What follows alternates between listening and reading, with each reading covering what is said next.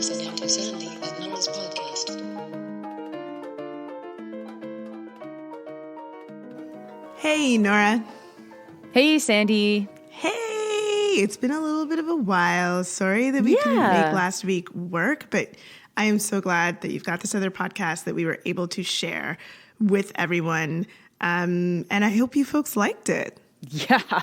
Well, I am so glad that I have episodes from the other podcast to share. So if, in case you missed it, it was an episode of the podcast called 30 Wood. And 30 Wood has asked us to talk about their podcast, my podcast. They've sponsored actually 2 episodes of Sandy and Nora, and then it just worked out really well that I had this conversation between me and Pam Palmater. So if you haven't had a time to check that out, you will have a time if you check it out. But if you hadn't had time to check it out, you really should, because it's a really fun conversation. And Pam's so amazing because she just does so many things. Like, she's all over a lot of different stuff. And in particular, I mean, you might know her activism, you might know her writing, you might know the academic work that she does, but I didn't realize that she had a children's podcast, and it is so cute. And so if you've got a kid, like a little kid, if you got a little kid, find her podcast. It is so cute and fun, and you'll love to listen to it along with your kids. That is just excellent. I'm so glad to hear that. So how are you doing? What's going on? How was your long weekend? How was your short weekend? What's happening? Spring has sprung, which I have been loving. It's a little too early, so I've also been dreading, and all of the stories about droughts and stuff around the world have me a little bit sad, I guess. That's probably the best way to put it. I'm a little sad about the weather, but it is almost spring. It is kind of spring. It is spring. There are flowers. So I can't get too mad about it. I'm not sad all the time. So I'm pretty good. And you, what's spring like in LA? Is there even spring in LA? This weekend, finally, the sun has come out. So as you've probably heard me talking about forever, we have had some really unusual weather this winter in Los Angeles, but this weekend the sun finally came out. So it's been really amazing to spend some time outside. I was in Toronto very briefly for the long weekend, and so I got to see my family, and that was really cool. And at some point this week, I also did a talk to some folks who are working in the film industry who are doing impact production work. And so that's work to try to deepen the impact of mostly documentary films, to make sure that more people see these films who need to see them, and to make sure that the impact of these films go beyond people just watching them on screen, but have an impact on shifting the world and for various different topics. And so it was really exciting to speak to those folks. And a couple of them were Sandy and Nora fans, and that was cool. No. So thanks to those of you who were at that session and were so great and generous to me. I really appreciate it. It was a great conversation. Oh, I love that. And it still feels so much like we're in isolation in a lot of ways. And so it's just so nice to be able to talk to people about the podcast in real life. So, that's really special. Yeah, totally. Well, we got some people to thank. Should I get along and thank them?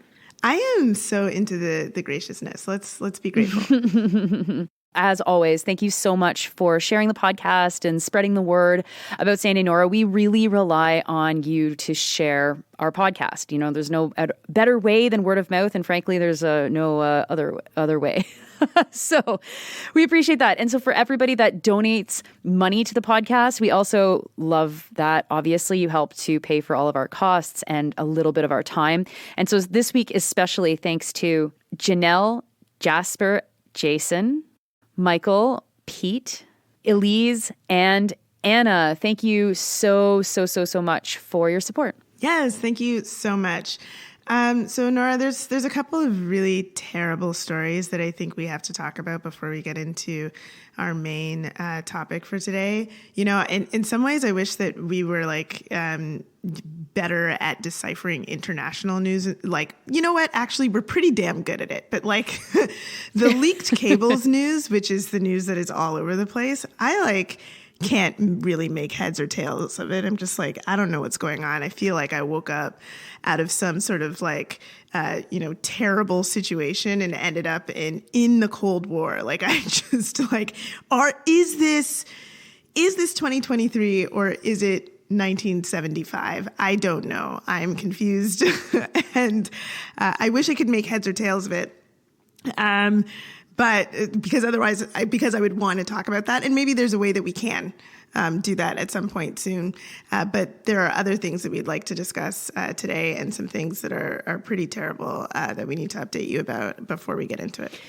Yeah. Let's first start with the news related to the murder of Hoden Hashi. So folks might remember that Hoden Hashi was a young woman, and her murder was caught on camera. It was at a bar in Saskatoon. And I didn't watch the video. I don't know, Sandy, if you ended up watching the video. I tend to not. Absolutely not. Yeah, okay. But all of the news around it was that it was violent and disgusting, and basically you watched a white woman murder her in the middle of this club while lots of people watched. Sandy, there's an update in the case. Yeah, there is an update in the case. So this, the woman, her name is Paige Thériault Fisher. She was charged with second-degree murder, which was later adjusted to a manslaughter charge. And that charge has now been stayed. Mm-hmm. It's pretty stunning that that's the case. The prosecution is saying, the Crown is saying, that the fight was mutual, that there were no weapons, and that the Hoden Hashi, this black young woman, fell on a piece of glass on the ground. Now, people who have watched the video online described it very differently than someone falling on a piece of glass when I first came across this story. So, I mean, that seems very strange to me. And apparently there were several videos of this, which is also like just very strange, like the situation of watching this happen and then recording it and not doing anything about it. But the prosecution has stunningly determined that they want to stay these charges. Now, apparently they can, unstay the charges, start up the case again if they do so within a year. But that's very rare that something like that happens, but it is still possible. Organizers are holding protests in cities across the country in response to this, but it's just still, again, it's like, you have this evidence, you have a video, you have tons of witnesses. Is this not worth an investigation in a court of law? And then on top of that, that's something that whole family, the whole community has to contend with. And on top of that, the woman whose charges were stayed, was able to give a press conference, which also seems just so bizarre and unlikely to talk about her own experience. I don't know. I just can't imagine how awful it must feel to be a part of that community, and to be a part of the family for whom this has happened, because to not even have more investigation so you could find out a little bit more about what happened, like that's not worth it. Like when you know exactly whose hands this happened by, it just seems really stunning, and it cannot be ignored that this is a case that is against a white woman. So I'm really, I don't know. It feels all very Canada. Yeah, well, and also just to put a finer point on what the video shows, I mean, I'm not going to describe the graphicness, but the half a minute video showed Thériault Fisher repeatedly, this is from CBC, repeatedly striking Hashi in the face and the neck area. So this is what I'm really confused by, because, if you are in an altercation with someone and they die, and let's say you didn't mean to do it, like that's called manslaughter, right? That's called, holy shit, my actions led to the death of somebody. And it just seems so bizarre that without even going to trial to actually go through the details of what happened, there were obviously a lot of witnesses. If this was caught on camera, of a couple of different people and a couple of different angles, and just ditching the charges, as you say, very, very Canada, very disappointing. All love and solidarity to Hoden's family and friends. And if you are interested and you want to get involved in some of the campaign to fight to reverse the decision of the Crown, watch online. There's a lot of information online. So look up Hoden Hashi's name, and I'm sure you'll find something if there's anything nearby where you are. Organizers are requesting that people who are concerned please send an email or call the regional Crown prosecutor, and we can put that information in the show notes. Awesome. Yeah, for sure. The other case that we wanted to make sure that people had on their radar is the death of Linda Beardy. Linda is an Indigenous woman. She was 33 years old from Winnipeg, and her body was found at the Brady landfill site. Now, she's the at least fourth body to be found in a landfill, the third at the Brady site, if I'm not mistaken, this past year. And originally, the police were saying, oh, this is suspicious, we'll investigate. Then they've decided that it's not suspicious, that they believe that Linda got into a dumpster and then accidentally died. There's a huge outcry from the community in Winnipeg saying this is insufficient. There's not enough information, that there needs to be more research and more information coming from the police because, again, all of the power is in the hands of police here.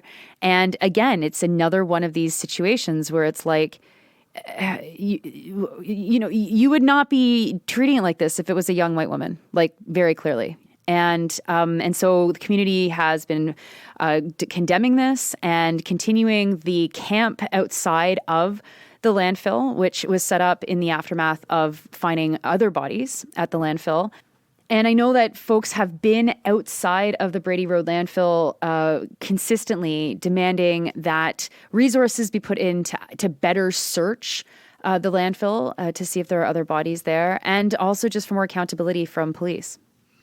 Yeah, the other thing about this case that is just so enraging is it just recalls a number of other incidents of a particular community that our society devalues, saying something is happening here, and the police saying nothing is happening here. Like they are saying, I think the exact quote is, they have no information to suggest that this is related to any of the other cases in which women's remains who are Indigenous are found at landfills.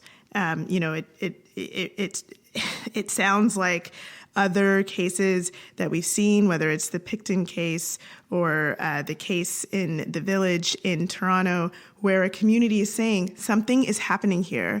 There is a serial killer, and the police are saying, we don't have the evidence. Well, maybe it's because you don't care and you don't try to find the evidence. You are the people who are supposed to be looking into this. They're saying there's nothing to suggest that these cases are related. Actually, there's something pretty big to suggest that the cases are related. And that is where those bodies were found. And I think responding in that way as though putting these things together is not completely logical is outrageous. We know that these incidents have happened and are continuing to happen because of how we refuse to deal with femicide, because of how we refuse to seriously engage in the ongoing occupation of Canada, of this place that is called Canada, that the occupiers call Canada. And it's pretty, I don't know, it's horrifying. And it's just another notch in that peg of reasons why the police are not to be trusted. Mm-hmm. Well, especially considering news has literally just come out in the past week of a potential, well, certainly a serial sexual abuser who's been targeting sex workers in Calgary and drugging them. And one apparently at least had been confined to his property. I mean, he was a renter on the property for something like a year in some news reports that I'm seeing. So yeah, we can't trust police. Can't trust anything that they say. families are right to be frustrated, and we all have to keep an eye on what's going on and be involved in local activism where we can be to demand that information be shared or that practices be changed or that systems be fully dismantled. Hear, hear. So with that, why don't we get into the main reason for us coming together tonight, our main topic for tonight. And I think we're going to talk about public broadcasters. Oh, yay. And no, we're not talking about C11. So, I mean, you may have been like, oh, great, Sandy and Nora talking C11. Nope, that's not what we're talking about. You can get that news elsewhere. Go to Canada Land. They really care about that. Yeah, actually. Yeah, they do. But no, what we're going to talk about is like the raison d'etre de public broadcasters, like their purpose, what they're for, how we should think about them, how we should understand them. And I believe, Nora, that you had some interesting interactions with people on a website that is slowly dying that we call Twitter. Care to share? Well, this past week, there has been fury and fervor from the Conservative Party of Canada related to the fact that the CBC has been labeled by Elon Musk as state-funded media. Or what? State-funded media? No. State broadcaster? What the fuck are they saying? State government-funded media. So that's true. The CBC is government-funded media. That is correct. That's where they get their money from. It's from the government. Now, there's other government-funded media in Canada as well, like a lot of other government-funded media, because the federal government has been funding a lot of private for-profit media, which we will get into. But Pierre Poilievre is really making hay out of this. And on Sunday, he writes, breaking, CBC officially exposed. Exposed? Dude, did you really say exposed? Okay. As quote unquote government funded media. It's like your campaign to defund the CBC that's been going on for 25 years. I think that it's premised on the fact that it's government funded media. This is not an expose, you fucking piece of shit. Like, come on. But anyway, so this has led a whole bunch of different kinds of questioning to happen. And the questioning is like divided between folks like Poilievre who hate the CBC and want it to be defunded. Then there's like liberals who understand that the CBC stands for something and is not an arm of the government, is not a mouthpiece of the government in a way, and they're fervently defending the CBC, and in their defense, they're kind of missing the point. And then there's like a small group of us that like actually get the fact that, you know, CBC is fucking too close to the government and is not at all critical at all to the government, while at the same time, you know, we're smart enough to talk about why we do need public broadcasting and what are the changes that need to happen in the CBC. So that's kind of what is going on, and that's going to set the table for the conversation that we're going to have tonight or today. Yeah, I like very much hate that Elon Musk has anything to do with us having this conversation. I really dislike that. but here we are. I think it is worth noting that, yes, Twitter is going through this weird thing where they are like attempting to paint any public broadcaster that receives any sort of funds in like the same brush as like a state sort of propaganda machine. But again, that being said, that's not to say that propaganda does not end up on a place like CBC, even though there should likely be a distinction between those two things. But I suppose we'll get into that. What I think is useful to start the conversation is to say very clearly that, like, information about our world, we need, okay? We need information about our world, and we need information about our world to come from reliable sources. This is, I mean, I'm not saying anything that is revolutionary. I think we can all agree on that. I think if we are going to continue to, you know, pretend that we live in like a real democracy, which, you know, I don't really believe, but like if we're going to continue to pretend that, like one of the necessities for that is that we need good and accurate information, as accurate as can be, coming from reliable sources to tell us a little something about our world. What I think we can also admit is that we have not found a good way to fund that kind of service. I don't think it exists. I'm looking around and I don't see it.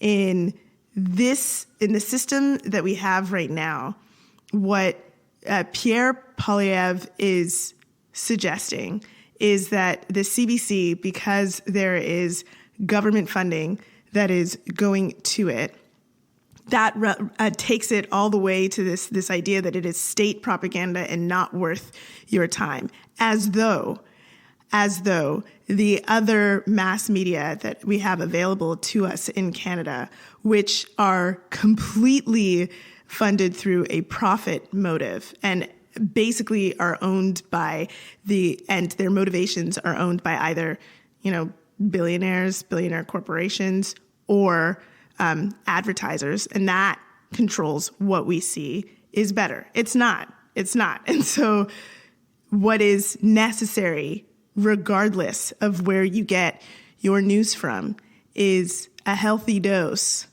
of media literacy. And more than like the financial literacy that the whole world seems to want to call for all the time, what is necessary for all of us is to be able to cut through bullshit, to recognize it, to know signs of it. But beyond all of that, let's talk about the CBC and how that's funded, how that impacts what we see, and what we could do to shift some of those things. Yeah, okay, so CBC Radio-Canada gets just over $1 billion to operate.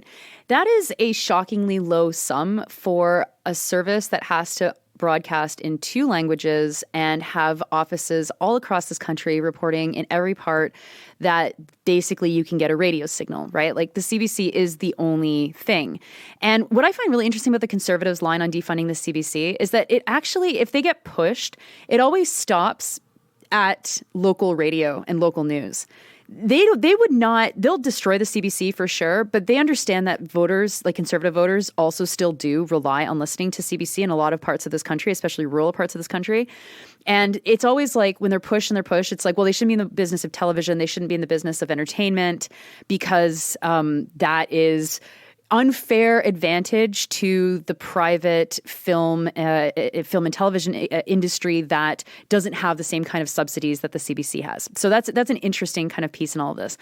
Also, we have to mention too that like Radio-Canada, there is no similar movement to destroy Radio-Canada. And so all of this talk about defunding the CBC, this is going to absolutely kill Poilievre in Quebec because Radio-Canada is not, it's not seen as like the Canadian broadcaster. It's barely even often seen as federalist, depending on who's on the air. It's got a lot of the same problems as CBC has, but it's a critical node in the media world in Quebec, and not just in the news world, but in creating television. And that's really, really important for a province that actually has culture and actually has a star system and actually creates music and all this kind of thing. So, that's a political problem for Poilievre, and he is likely aware of this. But I've seen a lot of people asking about how popular he is in Quebec, and he's really not at all popular. Like the Conservatives have not eaten into any of the Bloc or Liberal votes. The Liberal Party's collapsing, and the Bloc is not right now. And I think that Poilievre probably thought that he'd have more success in Quebec than he's had. So anyway, that's something to watch. But on top of all of that, like the CBC is a poorly managed, cowardly corporation. They are afraid to challenge power. They never, ever, ever, ever, ever, ever, ever put the gears to people in power. It's always done in this way that's like gives politicians an out, and they never necessarily need to, answer to certain things. And the way that like the political shows like Power and Politics operate, like it's all fucking spin doctors and talking heads and paid fucking Hill and Knowlton fucking hacks and all this shit. And that runs the political spectrum, by the way, and it's all very bad. And it's all just spin and spin and spin and spin and spin. And the spin isn't to help the Liberals. The spin is just because the CBC is incapable of challenging the status quo.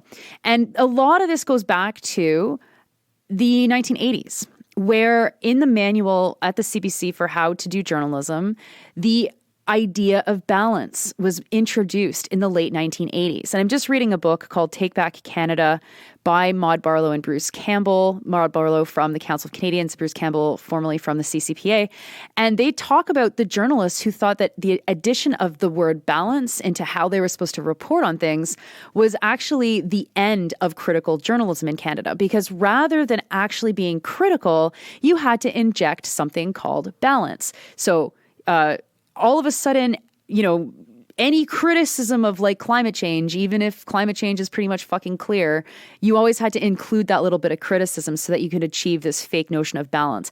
And having gone through journalism school, I was so surprised to read that because we were always taught like balance was like as old a concept as anything else in journalism, like fairness and accuracy. But it actually wasn't. And Barlow and Campbell argue in 1991 that this is going to destroy the CBC because Canadians will no longer be able to rely on critical reporting and calling out bullshit and challenging people in power the way that they had been able to before. And I think that's a really, really interesting piece of all of this. That is fascinating. I did not know that either. That is a really critical piece of information. I, too, assumed that this idea of like non-balanced neutral reporting was as old as time. But I mean, of course it's not. Like, of course that is by design, that someone has come up with that at some point during the hyper neoliberal era, the era of hyper neoliberal change. Like that totally makes sense. I think that another thing, like context-wise, that was happening at the time that probably had a huge impact on that was like these massive shifts that were happening in news media in the United States. At that time, just around the exact same time that you're mentioning, so like the mid to late 80s and early 1990s, there was a lot of shifts in the way that the United States was thinking about how they were providing news. And that resulted in this... this is a part of I'm writing about this right now. I think I may have mentioned it on the podcast before. I definitely mentioned it to you before. But the FCC, the Federal Communications Commission in the United States, used to regulate networks, television networks in the United States. And as part of having a network, if you were, you have your programming for entertainment, there was a regulation that required that there was also public service programming. And that public service programming was often interpreted to be news and was also often interpreted to be like a massive money pit. So it was like built into the structure of the news that they would lose millions, perhaps tens of millions, in some cases, hundreds of millions of dollars providing the news as part of making sure that they met this regulation. And they would make up for that in their entertainment programming. Well, the FCC around this time decides that they're no longer going to regulate this.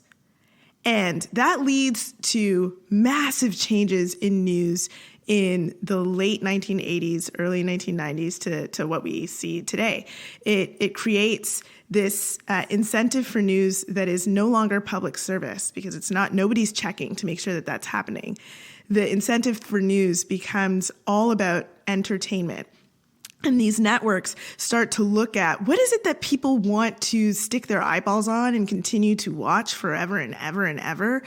And how is that going to impact how we deliver the news? What is it going to look like? And so all of a sudden, you start to get these programs that might be like, these politics programs that look like they're like sports analysis programs, because in an entertainment mindset, it's like this sort of a way of presenting the news gets people to stick around rather than trying to make sure that you are doing as much investigative reporting as possible. It meant that there was a lot of elimination of international bureaus, which, that certainly we saw that replicated in Canada. And then, of course, that started to become replicated around the world because of the power of American culture in the media. That is so fascinating. And we can see that today, although I would even say that Canada never figured out how to even do entertaining infotainment properly.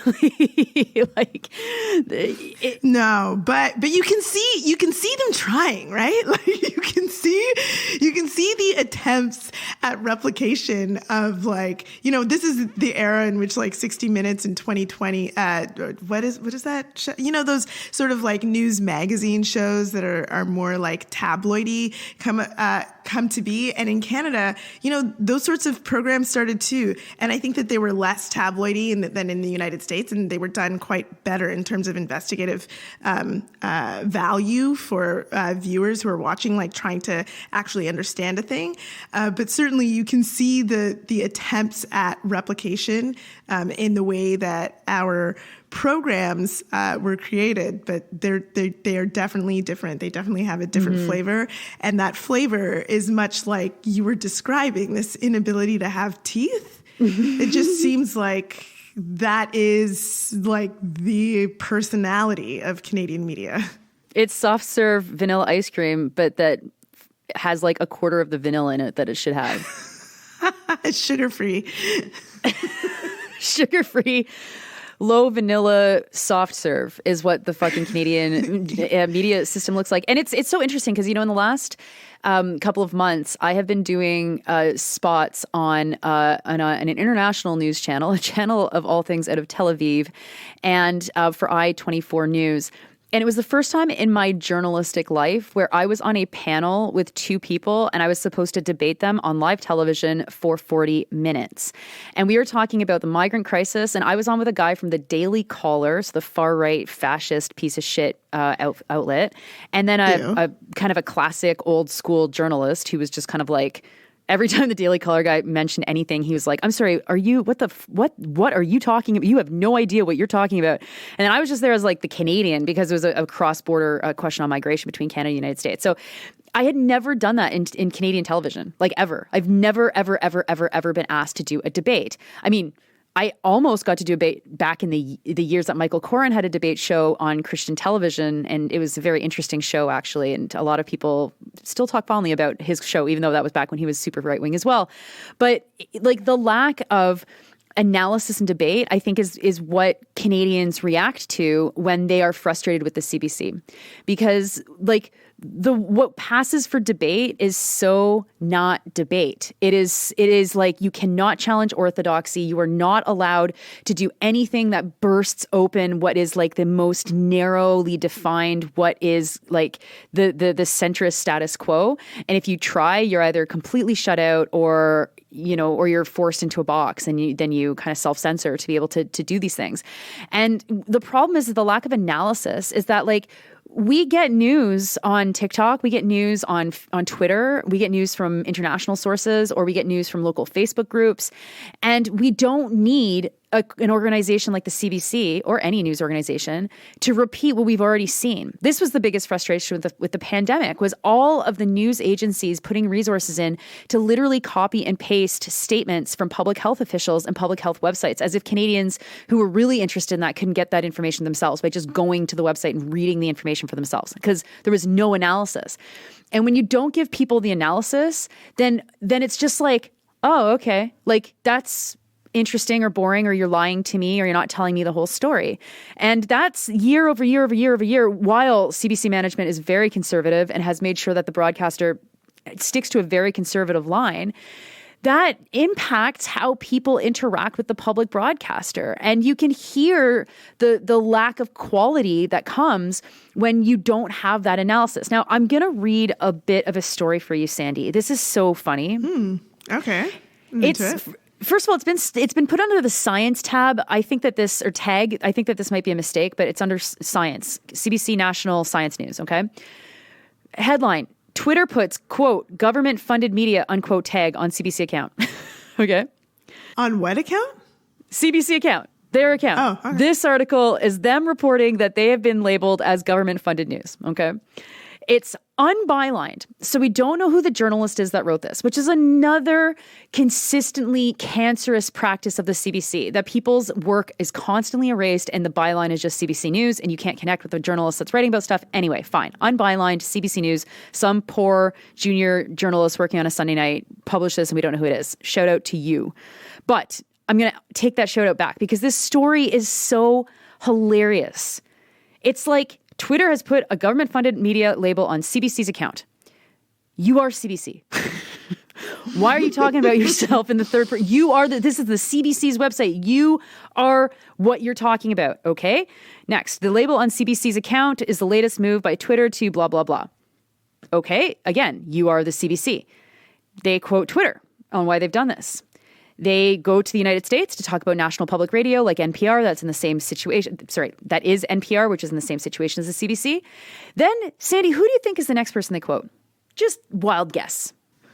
Oh, don't think too hard. Rosie Barton. No. They can't quote one of their own journalists. Who are they going to quote among the political world on this? Oh, It's not Pierre.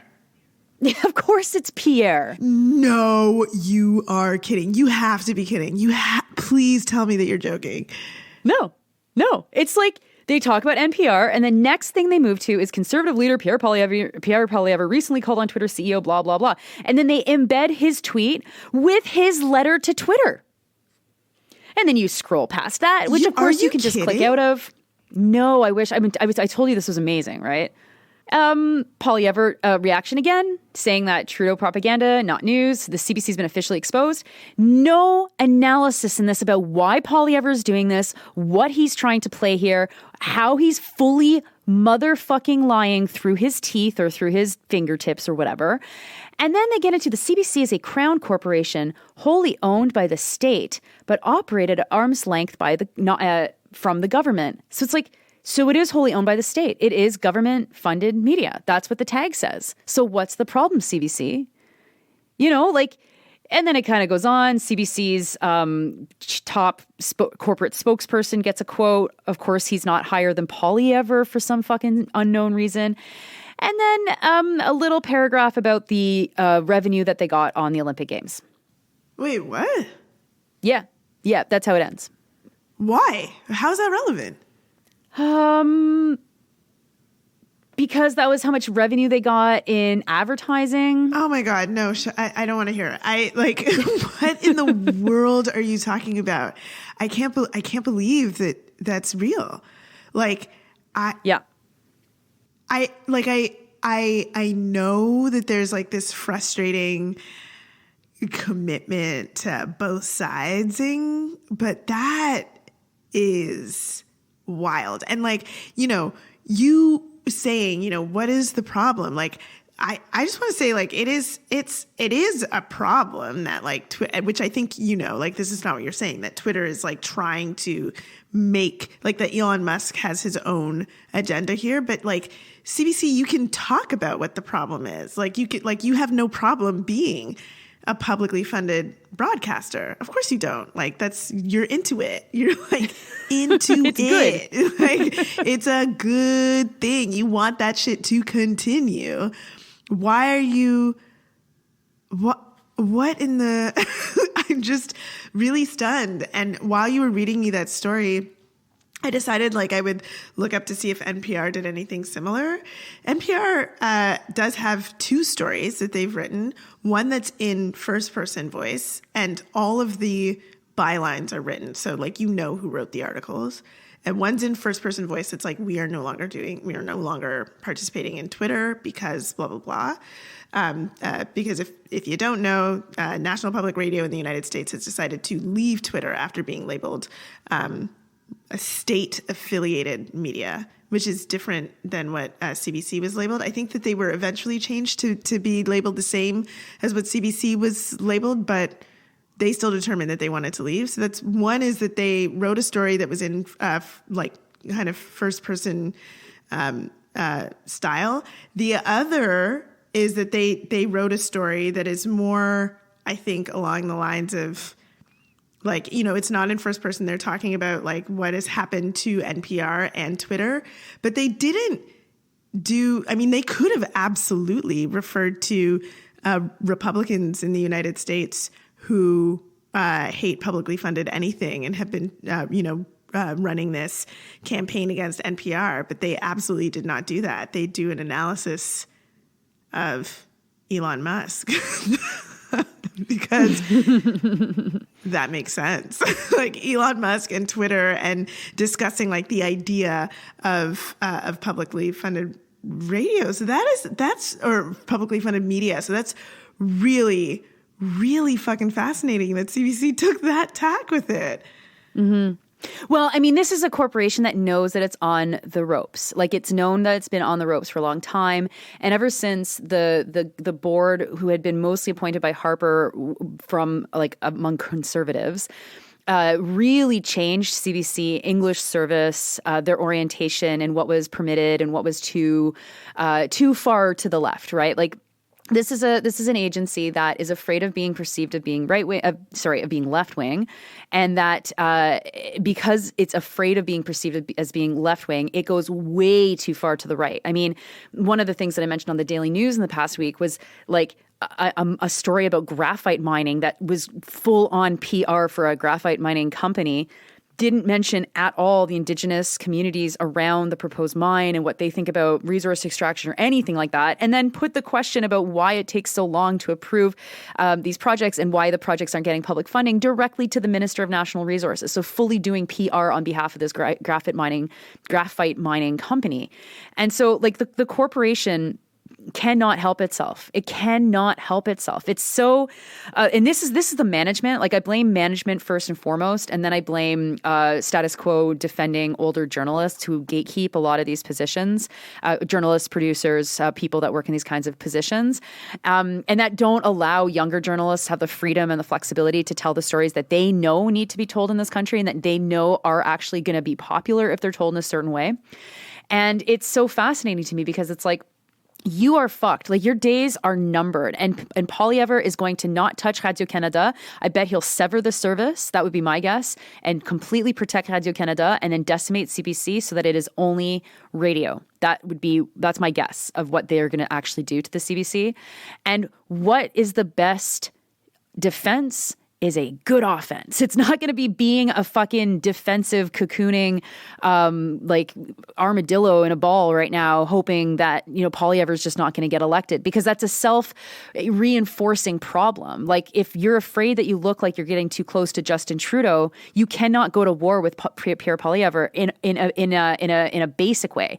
But you also cannot put him above anybody else in Canada in analysis about why your Twitter account is now being called government funded. Again, as you say, as if that's something to be ashamed of, right? It's like, yes, we're government funded. Because we're government funded, we actually are not bleeding journalists. Like, oh, except they are, because management keeps fucking cutting people and keeps making really shitty decisions, right? So the CBC, I mean, the clock is running out. And they need to have a radical shift in their approach to news and in their approach to the far right if they're going to save their asses. And there's no hope in hell of that happening. The only one other thing that I'll mention is I got to do a lot of interviews last week on CBC Radio about the PSAC strike. So 155,000 public sector workers, civil servants are in a legal strike position. And the request for this interview, because it comes through Central in Toronto, it gets sent out to all the stations all across Canada. It was overwhelming. People really, really wanted to hear about labor stuff. And so I was like, of course I can talk about PSAC, whatever. But what was the question that was most like, I felt that the hosts were most interested in was like, what is this? What is labor relations? Like, when a union's going to go on strike, what's happened before in the last couple months? Does this come out of nowhere? Is this after like 2 years of work, whatever, right? And it's like, people are hungry for this stuff. They are absolutely hungry for this stuff. And the CBC could do itself a favor by not fucking refusing to allow those of us into their spaces that actually do this work. And instead, they will continue to do that. It's just self-immolation, and then hope to God that Justin Trudeau wins the next election. Then all of a sudden, all the criticism that the CBC is in the back pocket of Justin Trudeau becomes true. Whew.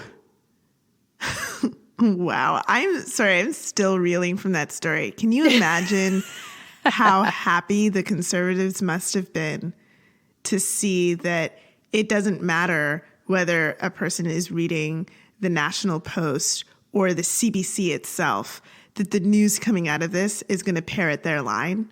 Like, how amazing that must have felt to them.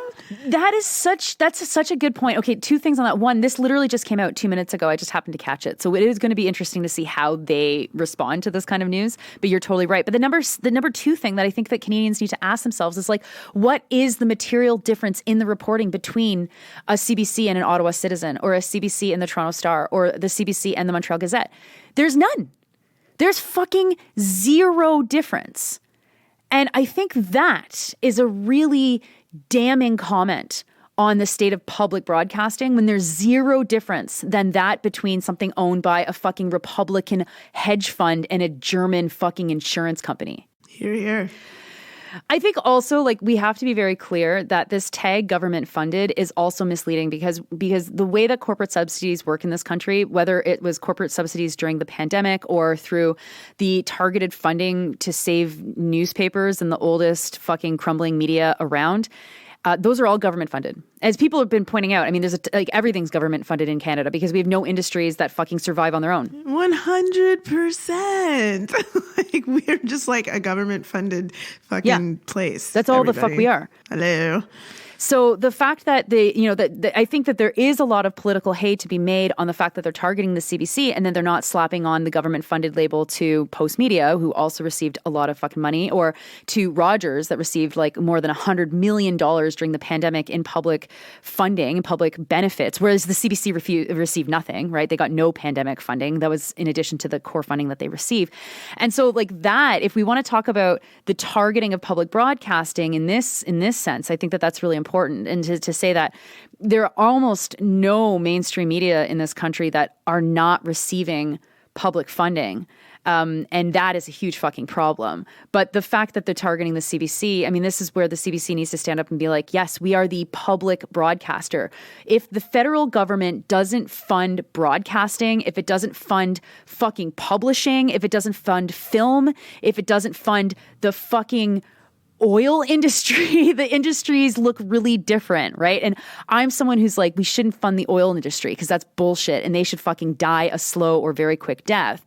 But like, that is literally how these things work in this country. And there would be no cultural industries at the fuck all if it wasn't for public funding. And so that's really what this fight is about, is cultural industries. It isn't about bias. It isn't about the CBC being too close to Justin Trudeau. It's about culture in this country. And the reason why it is so easy to attack culture in this country is because we have no fucking culture in this country. We are pathetic. And no one wants to have that conversation because then it's just fucking sad. And then you'll just hear me whine about how no one wants to fucking publish my books. Yeah. And I think just as a final note is just, I love it when we're right. And this whole debacle, this whole thing that Twitter's doing and everything that's happening at Twitter is like just the proof in the pudding of what we've been saying about hanging all our eggs in the basket of privately owned social media companies to provide as much as they're providing to our world in solving some of our needs with respect to communication. It's not a good place to hang all our eggs because it just takes one person coming in who has their own agenda to really fuck shit up. Well, and also, like, for Christ's sakes, like, CBC, get the fuck out of the podcast market and stop fucking making it harder for all of us independent podcasters out there that you fucking step all over. Like, go fuck yourselves. And actually create a public social media platform. Like, do something that Canadians actually really, really need and want right now. And it doesn't have to just promote the CBC. It could promote other media out there. But you're the fucking ones with the public money. Do something useful. Show us why the fuck we should fund you. Because the nostalgia of, oh, it's our public broadcaster is not good enough. But also, let's be very clear that the CBC is one of the very few remaining universal services offered by the federal government. And I think that that is also a huge part of this, that universal services are are very few and far between. And if you include the provinces, I mean, like aside from healthcare and education, what the fuck else is there? The postal service, like even that has been almost completely privatized in terms of the access that we have to mailing things and receiving things. If you have to go to a fucking postal counter in a pharmacy or something. And so it's also an attack on universality. It's an attack on our culture, on Canadianism, Canadian English, on fucking universality, and it's everything that Pierre Poilievre stands against. And the CBC is too cowardly to even fucking use the first person when reporting on this.